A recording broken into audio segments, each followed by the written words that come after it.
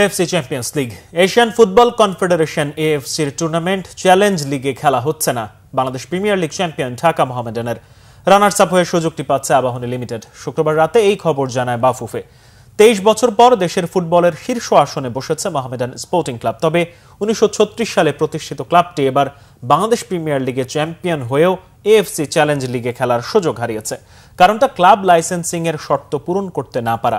এএফসির online পোর্টালে প্রয়োজনীয় কাগজপত্র জমা দেওয়ার সময় শেষ হয়ে গিয়েছিল গত 25 মার্চ। তখনও মোহামেডানের হাতে ছিল না প্রিমিয়ার লিগের ট্রফি।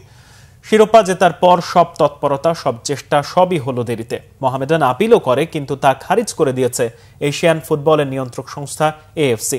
এবার বাংলাদেশ থেকে এএফসির ক্লাব লাইসেন্সিং এর জন্য আবেদন করেছিল 5টি ক্লাব। নিয়ম অনুযায়ী লিগ চ্যাম্পিয়ন চ্যালেঞ্জ লিগে খেলার যোগ্যতা অর্জন করতে না পারলে রানার্স আপ দল সুযোগ পাবে। সেই হিসেবে পয়েন্ট তালিকায় 2 থেকে লিগ শেষ করা আবাহনী খেলবে এশিয়ার দ্বিতীয় সেরা এই ক্লাব আসরে। তবে পাকিস্তানের কোনো ক্লাব এএফসি ক্লাব লাইসেন্স করতে না পারায় বাংলাদেশের একটি কোটা বাড়ার সম্ভাবনা আছে। সেটি হলে বসুন্ধরা কিংস সুযোগটি পাবে।